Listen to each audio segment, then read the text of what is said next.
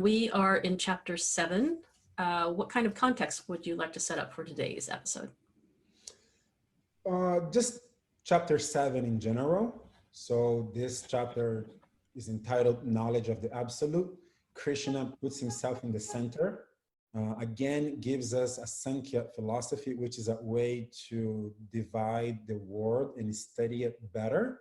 That Sankhya that he introduces here, he's essentially talking about material nature being comprised of earth, water, fire, air, ether, mind, intelligence, and false ego. But then contrasting that to what he calls his higher spiritual nature, right? Energy.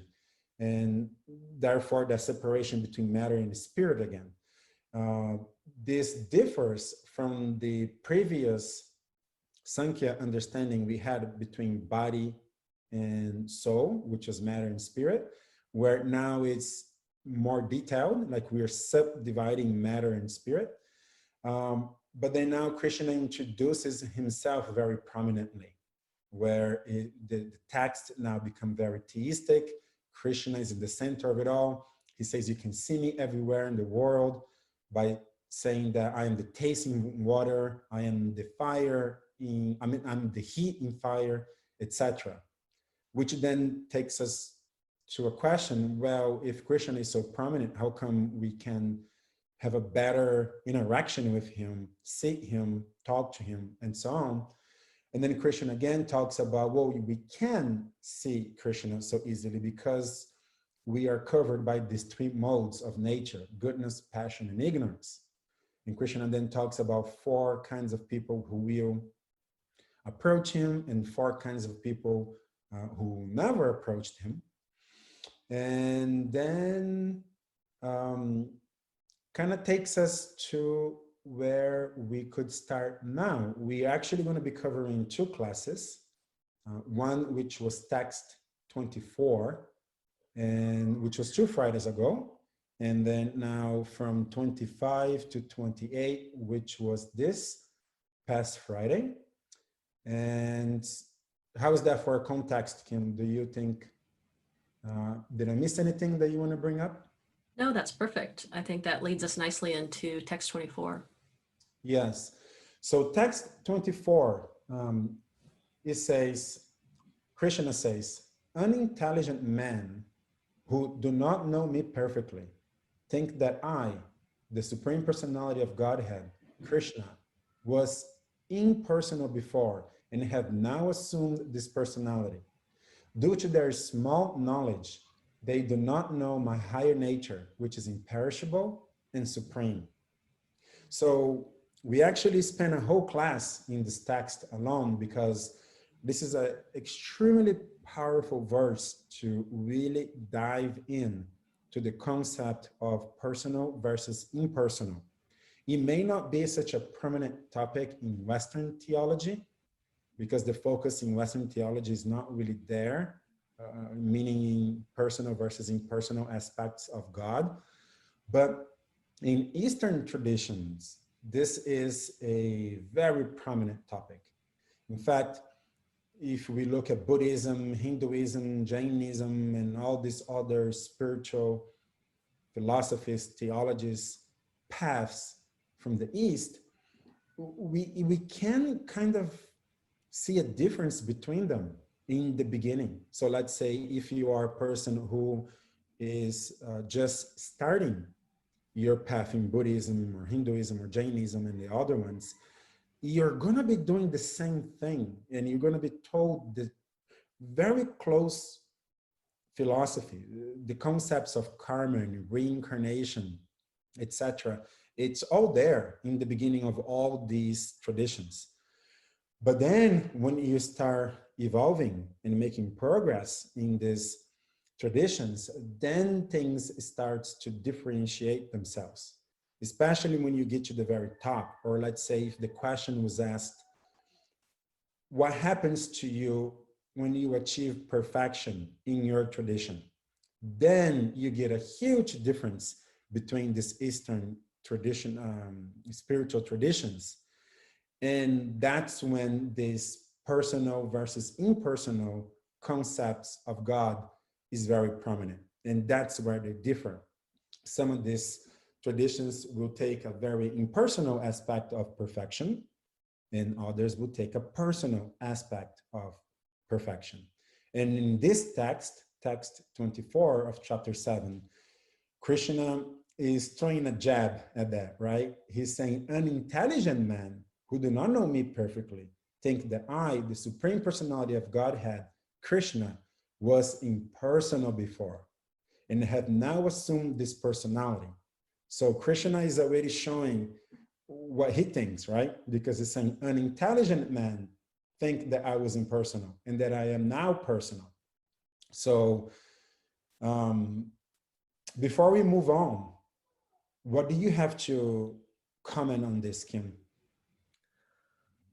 Yeah, that was really nice how you laid out how important this topic is in Eastern religions and philosophies, because I had never even considered the difference. I kind of knew about Buddhism and um, dissolving, so to speak, your individual consciousness being nirvana, being the ultimate goal of spiritual life.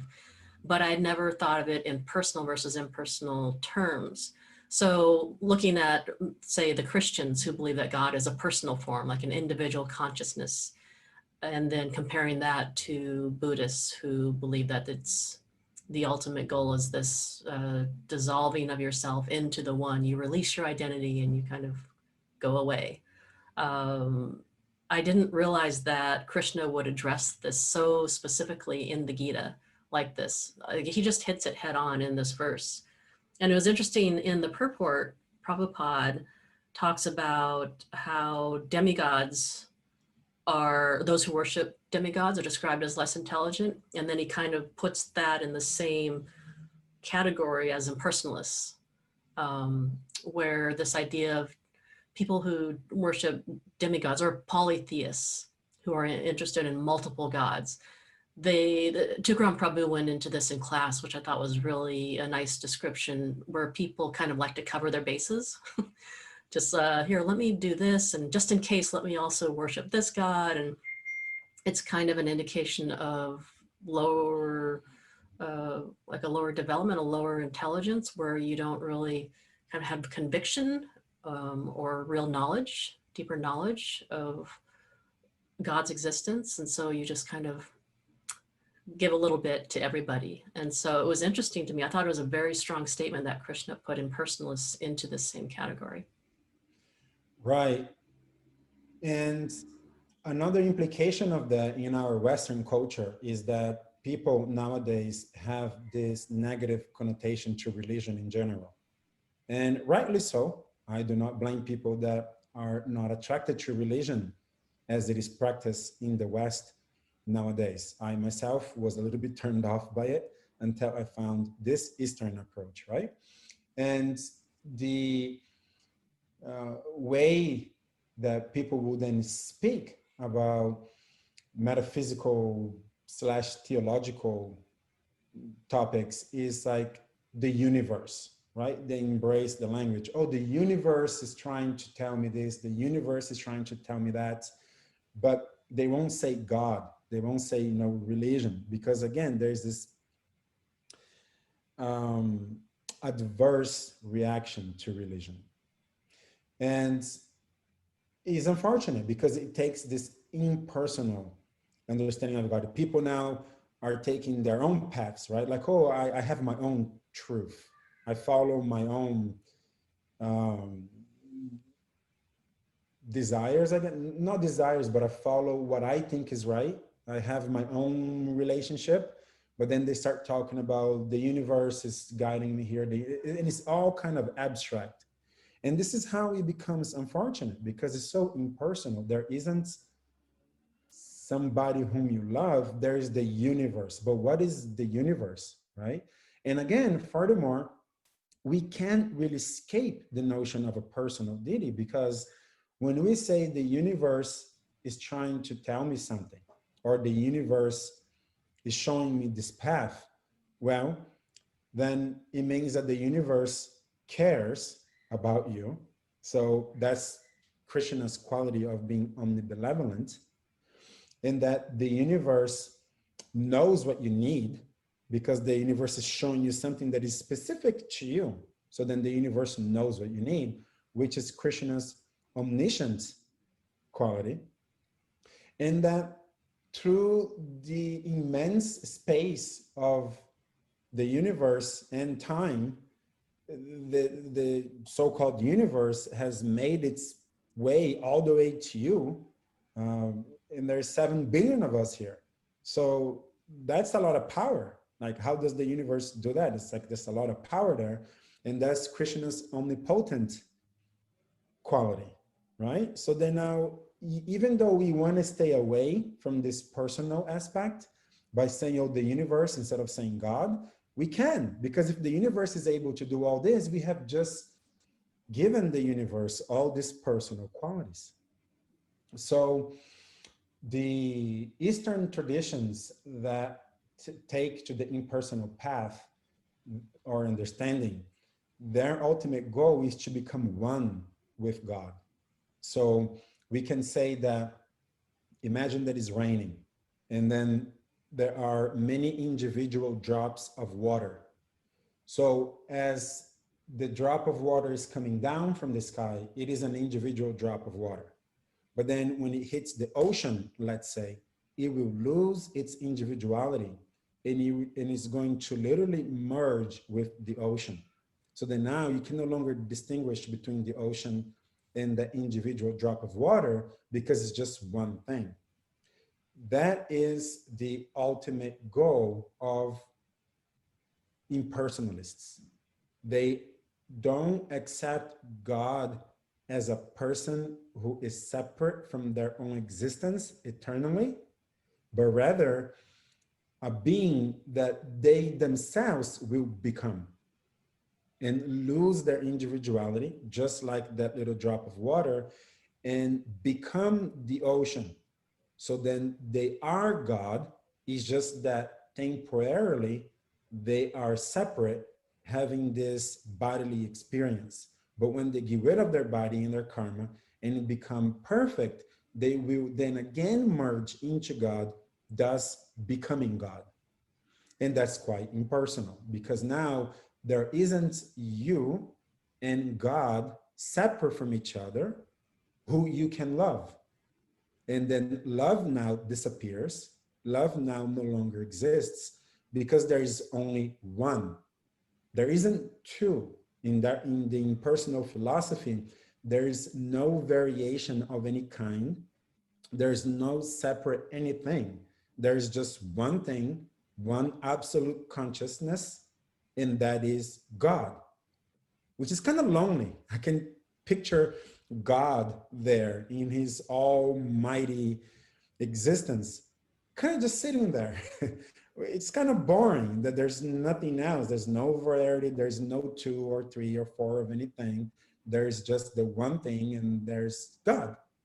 And that's ultimately your goal if you are a, let's say, impersonalist, right? So there's, millions of people, if not billions of people, who follow this path of impersonalism. And then Krishna here is being critic of that method, of that philosophy, right? Because Krishna is saying, unintelligent men think of me as impersonal, and then now become personal. So yeah, what are your thoughts, Kim? Yeah, I think that quote that you just said, where think of me as impersonal and then now having assumed this personality. So if we go strictly to logic and the philosophy of it, this is where impersonalism really breaks down, where what we were describing earlier about the universe. Well, if you have this energy that all of a sudden cares about you and wants you to have things, and now you're describing an individual consciousness, a being that wants things and desires things for you, you're not no longer talking about this robotic energy.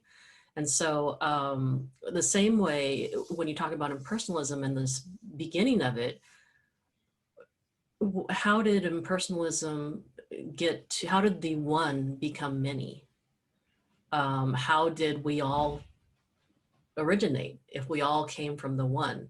And so this is where the debate in philosophical debates, where impersonalism really breaks down, because they can't really come up with a good logical answer here. And I really strongly believe in the idea that we have logic and intelligence and reason. And so it's perfectly viable to use it in order to understand higher thinking and in order to understand God. So logically, impersonalism does not make sense to me in that, how did the one become the many? And so one answer might be, well, God, or whatever term they use, the universe, the one, wanted to see what it was like. Well, the minute that you go in that direction, once again, you're assigning personal traits, characteristics of a being, not just this robotic energy. So again, when Krishna was saying that, okay, people think that I was impersonal and then became this personality. Well, even that desire of becoming a personality indicates that in the beginning, it was personal to begin with. So just logically, I've never been able to hop on board to the impersonal way of thinking. And so for me, that's where it really breaks down. Right. There's another way in which it breaks down, which is that if you talk to a Mayavadi, so Mayavadi devotees are the ones that are impersonalists, right? And if you go to, I've never been to, but I know that people that go there find this clash of spiritual traditions, which is Burning Man. So at Burning Man, you see all these spiritualists, and then you see, you know, us, let's say personal devotees, and then impersonal devotees are also there, and they engage in this friendly but philosophical arguments, right? And what they will say, by they I mean those who are actually following this philosophy, just like we follow our personal philosophy, right? They say that, oh, it's perfectly logical because in the ultimate perfection, it's impersonal, it's just oneness with no variation. But then there is Maya, and that the many notion is is due to Maya. Maya only makes us perceive that the one is now differentiated into many. Hence the many experiences that we have here, you in your body, mine, my body, etc. But that's just illusion, that's just Maya. That if you remove Maya, then you're going to realize that you are me, I am you, and we are both God, impersonal, just one, with no variation.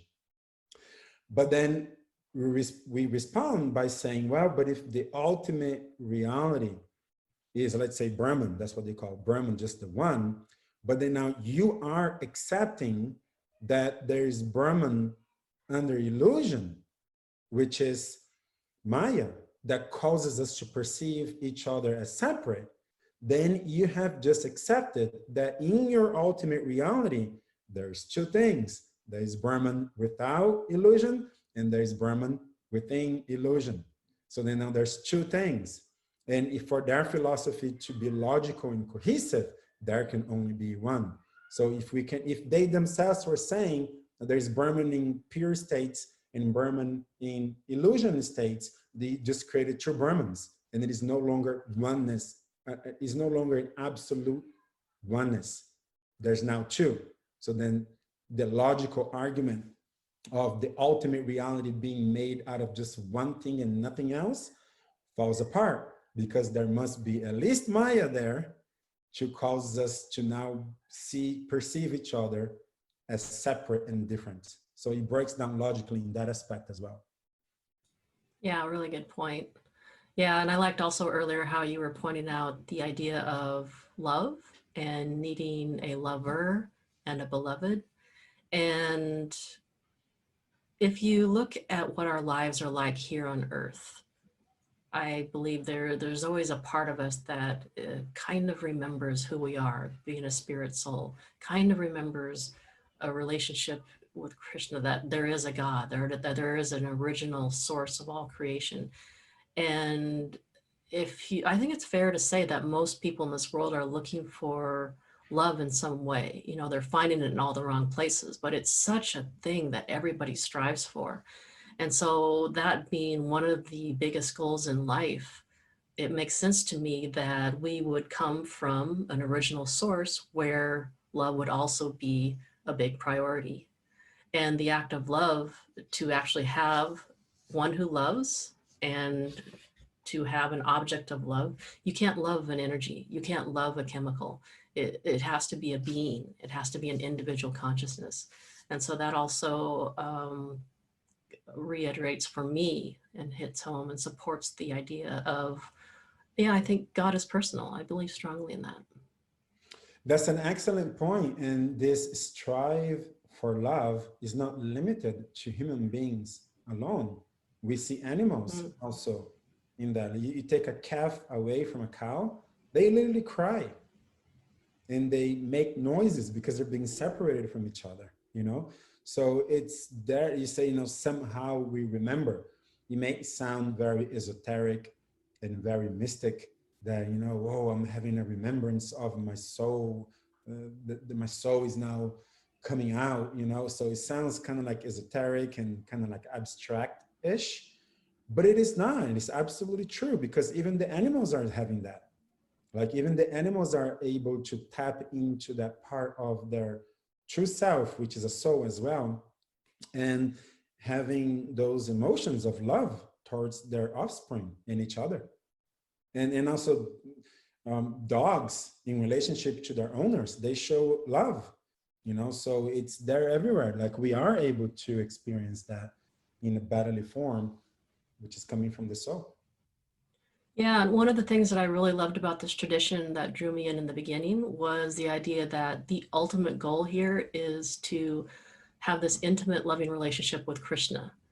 The ultimate goal is not to know every text of the Bhagavad Gita and the Srimad Bhagavatam and be the ultimate scholar and live a pious life and do all the rituals correctly. No, all those things set you up for an intimate, loving relationship, but the ultimate goal is just, and the difference being an intimate, loving relationship with God. Like when I grew up in my Christian roots, intimacy was never part of the goal, never part of the conversation. And so when you think about what does it mean to have an intimate, loving relationship with someone, that makes it so much more meaningful, makes you so much more connected to that other being. And so I really like that being the goal, one of the main reasons that we continue to grow and strive for that intimate, loving relationship with Krishna. To me, this is the most important aspect of this whole debate between personal and impersonal. And we're talking about, you know, them, the Mayavadi devotees, or them, the Buddhists, and so on. And in one sense, failing to practice our own philosophy, which is to see everybody equal, right? But not in that sense that we are discriminating and saying you're less and we're better because we know Krishna as being personal and you don't, so on. And then, oh, but that logic breaks down to this and breaks down into that point as well, as we just did earlier in this episode.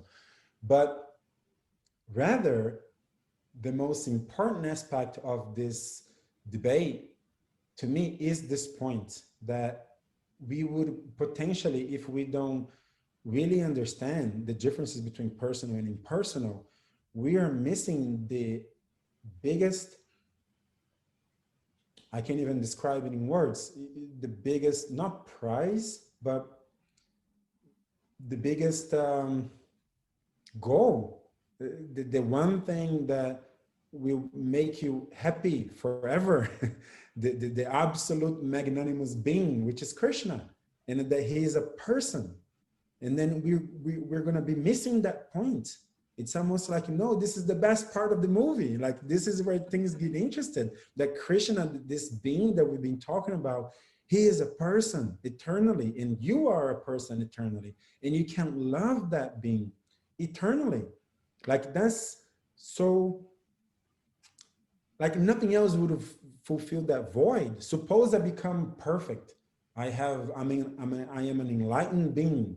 I have all knowledge and I will live forever, but there's no one there for me to share with. well, that's so boring. Like, what am I going to do? There's this wonderful feast here. I'm going to eat by myself. There's this wonderful knowledge. I'm going to tell it myself. There's this wonderful beauty. I'm going to look at it myself. There's this wonderful song. Well, I'm going to listen to it by myself. Like, that's not interesting. That's rather boring.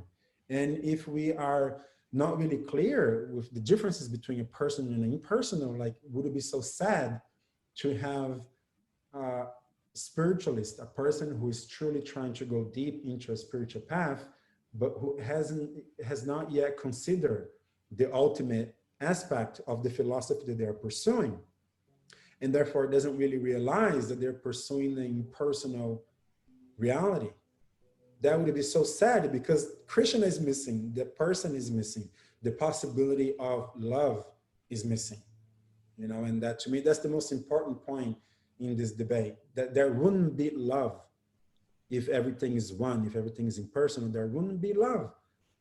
And what a great situation to be if there is a person there, an ultimate person, a supreme person, and we remain a person, and then we can love that person eternally, you know. So to me, that's the most important aspect of this debate. Oh, that's a really good point. I'm glad you mentioned that. Yeah, it kind of sets up everything. It's kind of critical for the foundation of love. To not miss out on that realization that love is there, and then it can only be there if there's two, or actually at least two, right? There are many. There's God and there's all of us, and we can love him, but only if we exist eternally as individuals, and so does he as a person, and then we can love. Otherwise, love also disappears. Yeah, good point. All right, well, this kind of sets us up nicely for the next few verses too, which start to touch on bhakti as well. So did you want to say anything more about the impersonalist debate? I think we are good here. There's certainly more to go into, but it will become really philosophy. It will become like logic and philosophy, as opposed to bhakti and love. You know, the main point here really is that if it's an impersonal reality that we are striving for, be aware that there will be only you and nothing else and nobody else, not even love. Is that really what you want? You know? But if what a person who is interested in starting their spiritual journey, if you consider what is it that you really want, what is it that you really believe is going to make you happy, and if love is the answer, then you are a personalist. You're not an impersonal person. Yeah. Nicely said. All right. So would you like to read text 25? Yes. I am never manifest to the foolish and unintelligent. For them, I am covered by my internal potency, and therefore they do not know that I am unborn and infallible. Actually, let's go from 25 to 28, which are all texts that we cover this last Friday, right? Then text 26, O Arjuna, as the Supreme Personality of Godhead, I know everything that has happened in the past, all that is happening in the present, and all things that are yet to come. I also know all living entities, but me no one knows. O sign of Bharta, conqueror of the foe, all living entities are born into delusion, bewildered by dualities arisen from desire and hate. In text 28, persons who have acted piously in previous lives and in this life, and whose sinful actions are completely eradicated, are free from the dualities of delusion, and they engage themselves in my service with determination. So these are the texts that we covered in the last Friday. And there's much to be said about all of these texts. The one that really got to me in class was the very last one, 28. And so before I jump into that one, Kim, do you have any points about 25, 26, and 27? No, I agree with what you say. There's so much that we could go into with any of these texts. And I like the idea of focusing on 28. My only thoughts about the verses as a whole are just Krishna reiterating that it's so hard to know him, and to even have a fighting chance of beginning to know him requires grace. And for us to be open to that, grace is free, it's freely given. And all we have to do is have a desire and an intention, and take a step towards Krishna, and that opens that flow of receptivity and knowledge to pour through. So just the uniqueness of knowing Krishna is interesting. Yes, and also when Krishna says that all living entities are born into delusion, bewildered by dualities arisen from desire and hate, it really paints this picture that our enemies, it's really in our perception, right? Like the dualities arisen from desire and hate. Desire the things that I want and hate the things that I don't want. It really paints this picture to me that it's a really bad predicament. Krishna is a very, in one sense, difficult goal to obtain, but only because of we are standing in the way, only because we are desiring things of the world and hating things of the world, and we are bewildered by this point. If we let go of all of that, we then have a chance, like you said, to receive Krishna's grace and make spiritual progress. Yeah. Okay, all right. So then text 28, it may not be clear why I was so captivated by this text. So I'm going to read it again and then problematize it, which is, a sign that I am Tukaram's student, because this is his style, right?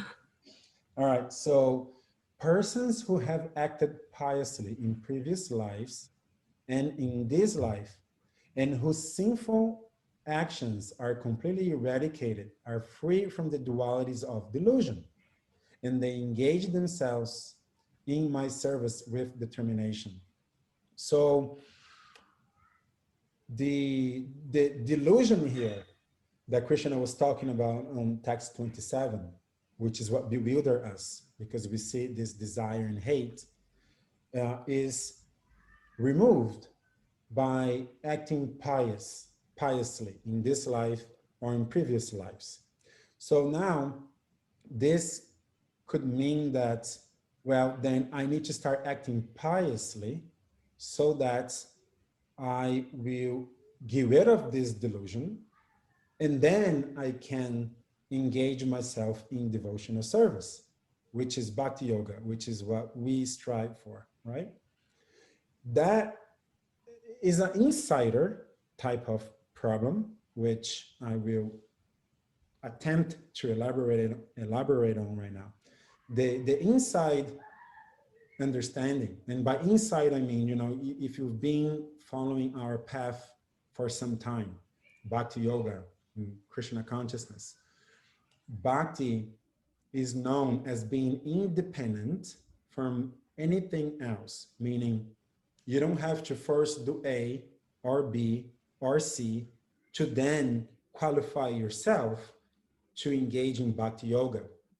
This would lead us into one of the reasons why I was a little turned off by Western religions, which is the notion of being something secluded, something exclusive, that you have to belong to our group, first of all, to be welcome into our group. It's us versus them. You need to be part of us, who we are, and you need to act in a particular way. You need to act piously, and then you are welcome here into this group, right? You have to have some kind of qualifications. Where Bhakti Yoga, the way it is done by our senior devotees, is something that they are freely giving to everybody without discrimination, without any pre-qualification even. That is the potency of bhakti. Such is the compassion of the bhakta. Bhakta would be the one who possesses bhakti, right? So let's say the gurus in our tradition, our teachers and so on, they will go actually purposefully to places where there are no pious people and they are therefore in more need of grace. And that, imagine if we were to put ourselves in such a circumstance where we go to a place where there's no pious people, not acting in a pious way. And then we would expect that, well, but you first have to become pious. And then I will tell you how great our philosophy is. That would be diminishing the glory of our tradition, which is to not discriminate between against no one for any reason, and to freely give what we believe to be the highest of the treasures, which is love of Krishna, to anyone and everyone. And so when we read this text, it could be problematic in this way, that, well, first I have to act pious in previous lives and in this lives, and then I am able to engage myself in Bhakti Yoga and be welcome to this tradition, which is not true. And so we actually had a conversation with Tukaram to help us understand this point. And he so nicely elaborated on this and explained to us, it's quite Sanskrit-ish, the resolution of this problem, where we have to really look into the word pious, which in Sanskrit is punya, right? And then that word punya is used in various different ways, and it has various different meaning. Some of the meanings are purification, determination, clarity, etc. And so when we look at this text, the way to make it coherent with our philosophy and who we are as a tradition is to understand that these pious actions that one is engaged into are the bhakti process itself, not pious devoid from bhakti, meaning I can be a pious person and be atheist and not even believe in God, which is to say, you know, I will help an old lady cross the street, or I will remain sober, I will be true, I will tell the truth, all of which are great, excellent things for us to do, but they're not spiritual. That's just you acting good in the material world. And that is not a pre-qualification that one must have in order to join our tradition. But rather, what Krishna is saying here, that despite the word punya, which is translated to pious in English, is people who have acted in the spirit of Bhakti Yoga already, are now free from this delusion of hate and desire, and therefore continue to engage themselves in the process of devotional service. But what I really got from Tukaram, as we had this conversation with him, is why is that? Why is this a sensitive topic to us, right? That bhakti is independent from any other process, including piety. Is that really the devotees are so merciful and so expert in the art of, in the science of bhakti, that they have bhakti within themselves, and they will walk the extra mile in order to give bhakti to others, and that there will be no limitations and no discrimination in their attempt to go the extra mile to give bhakti to others. To me, that's the highlight, because it shows how extremely compassionate devotees are, personal devotees pursuing love of God, how they are. And I can think of so many examples. For example, Srila Prabhupada, who started our tradition, coming from India, in the most holy of the places in our tradition, in Vrindavan, where he was, to come to the United States, a place where he didn't even know how he would eat. He brought a few potatoes with him, thinking, you know, I don't even know how to eat there. So he wasn't expecting to see a bunch of pious people and thinking, oh, they are really pious, I'm just going to raise their knowledge, their spiritual progress to the platform of Krishna consciousness. He very well knew that he was coming to a place where he expected no piety to be there, but rather he was so compassionate and filled with the desire to freely give love of God to anyone that he came and did that, and not requiring us to have already acted piously in a previous life or in this life in order to qualify for this gift of Bhakti Yoga. So to me, it highlights how merciful and compassionate devotees are, and that Bhakti is independence from anything else. You don't have to do anything else to qualify yourself for Bhakti. A pure, compassionate devotee can straight give Bhakti to you, right? So Kim, what did you get from our conversation with Tukaram? Yeah, hearing his perspectives on text 28, where these concerns about, okay, if you read it this way, then karma kind of starts to come before bhakti. Bhakti becomes derivative of karma. And so then is it fair that certain people who have certain karmic paths all of a sudden immediately get bhakti, or I have to go down this path of karma and do this many lives, become this level of piousness, so to speak, in order to achieve bhakti. So I really liked his resolution of what you just explained, how bhakti is available to everyone. It comes through the bhakta, through devotees. And it was also interesting how he took us through the Sanskrit origination, because punya implies and means purification. That's part of the definition.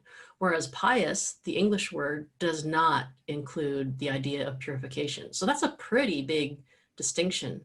So it really highlights how it's important when reading the Gita to look at the Sanskrit, and it's very telling of what actually is being communicated. Yes. Yeah. Yeah. So yeah, I like this idea. It goes back to the idea of grace too, where whether it's bhakti coming in the form of a friend or a family member or your guru or teacher, it's all through that grace of God is flowing through the bhaktas and making it freely available to anyone who is interested. Whether it's for our tradition, outreach is very much a big part of it, whether it's Harinam, singing and chanting in the streets, doing music publicly, or distributing books publicly.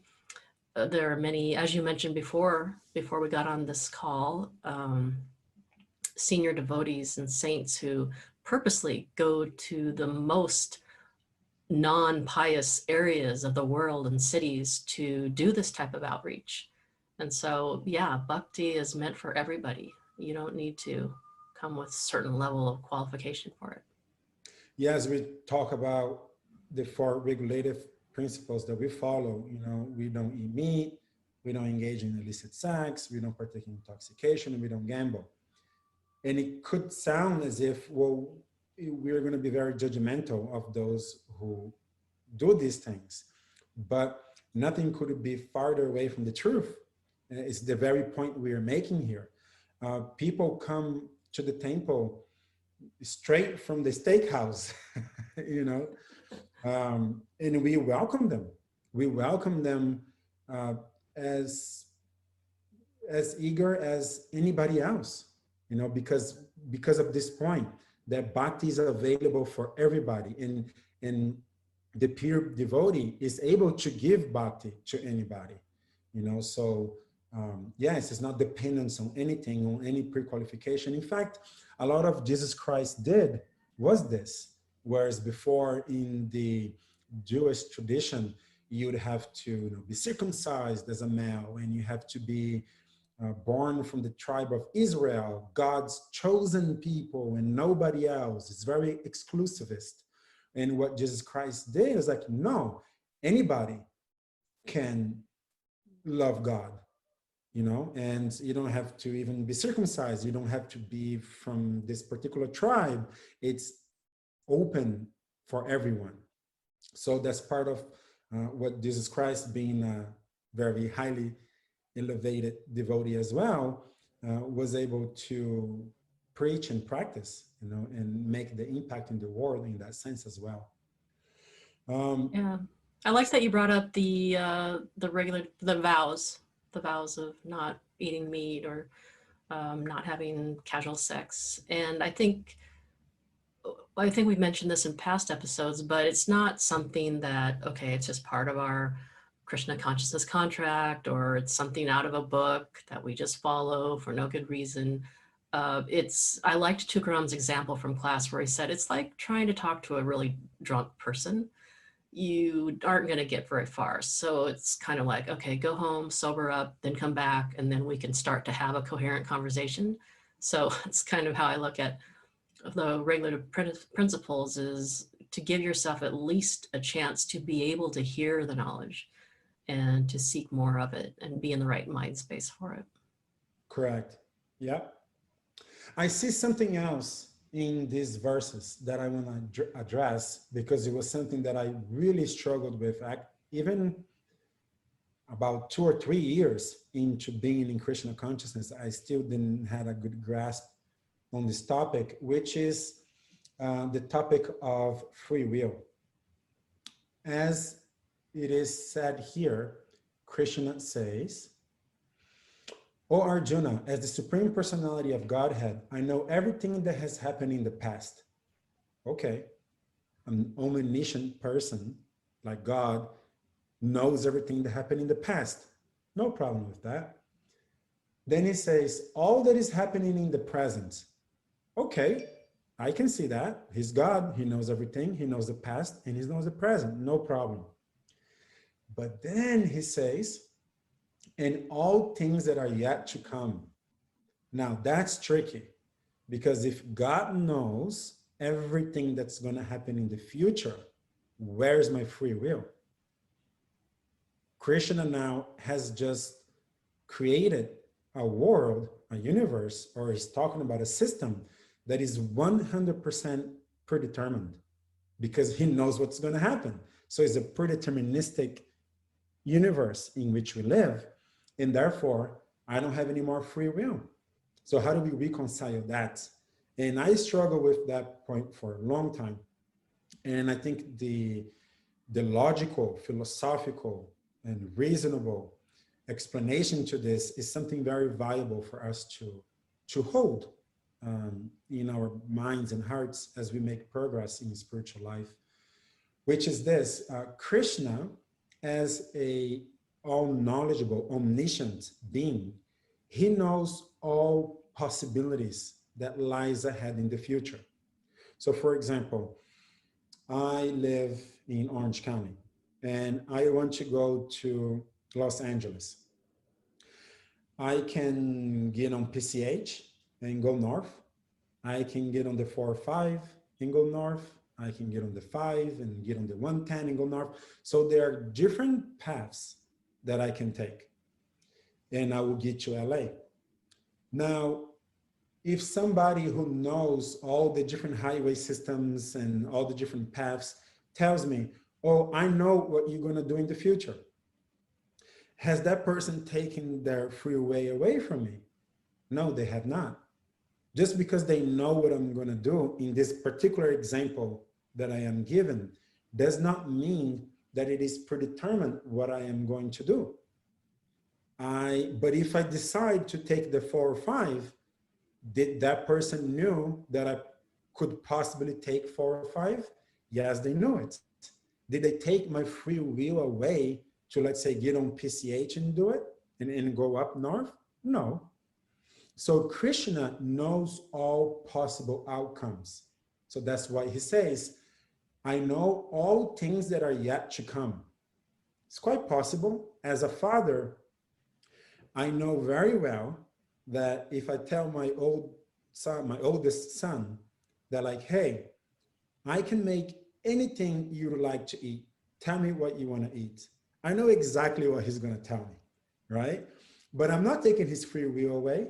It just means that me as his father, I know him really well, and I know what he wants, and I know what he's going to do. I know that, but I'm not taking his free will away. If I tell him, look, we can eat anything you want, I'll give it to you right now. What do you want? He's going to say, I want to eat pizza. And of that, I have no doubts. That's what's going to happen. So Krishna is the same way. Krishna is God. He knows everything. He knows exactly what we're going to do without taking our free will away, because he knows all possible outcomes. And whatever it is that we choose to do in the future, Krishna already knew that choice as a possibility. And therefore, he's not removing the other possibilities away, and thus removing our free will. We do not live in a predeterministic world, but he is omniscient. He knows all possible choices that we may make. And when we choose, by using our free will, to engage in a particular choice, he knew that that was a choice and that we could have done that, and that and the fact that we did that was not unknown to him. And in that way, he can know everything that is going to happen in the future without compromising our free will. I'm so glad you brought that up. And those examples are really good, especially the one about, I mean, it just answers everything, knowing that he knows all possible outcomes. So he's already got the database prepped, and knowing our preference is so key. He knows us so well. He knows that I would prefer to also eat pizza if given the choice, knows what clothes that I would prefer to wear, knows my preferences for what I'm going to do in my job. And so that the two of those things combined, it's fairly easy to see and conceptualize how he could know the future. Exactly. And furthermore, right, if, like, for example, if I call my son in here right now, since we're recording live, right, and I say, hey, Keshava, you can eat anything you want, I'll give it to you. What would you like? And if he says, oh, I want broccoli, that is like, that would contradict my conviction that he would say pizza, right? However, I know that he likes broccoli too. And I know that that could be one of his possible answers. So I'm not betting on what he's going to choose, but I know that whatever it is he chose, I wouldn't be surprised that he chose that particular thing. So because we have free will, is Krishna may be surprised or may be happy that we chose to turn towards him rather than turn towards Maya, which is really truly our only choice. He may be surprised, but it's not that he didn't know. So he already know that we would take that other choice as well, you know, so. Yeah, and that ties in really nicely with what we were talking about earlier about love and love of God, and why establishing free will at all times is so important, because otherwise it reduces us to, one could ask, why didn't God just create me with this knowledge of him? Why didn't God create me with love of God? And God isn't interested in a Stepford wife or an automaton. And so that free will, the ability to choose him, is so important to have an authentic, intimate, loving relationship. Yeah. Yeah. All right. Well, do you have any other thoughts or realizations you'd like to share before we wrap things up? No, I think that's it. I do know that we only have 2 other texts, so we're probably going to cover 29 and 30 on the next class, and then we'll finish chapter 7. So I'm very much looking forward to that. Yeah, I've really enjoyed chapter 7, so it's been a nice chapter for me. Yep. Yeah. All right. Well, thank you, everyone. Thank you to the listener for joining, and we'll see you again next week. Hardy Bol. Haribol.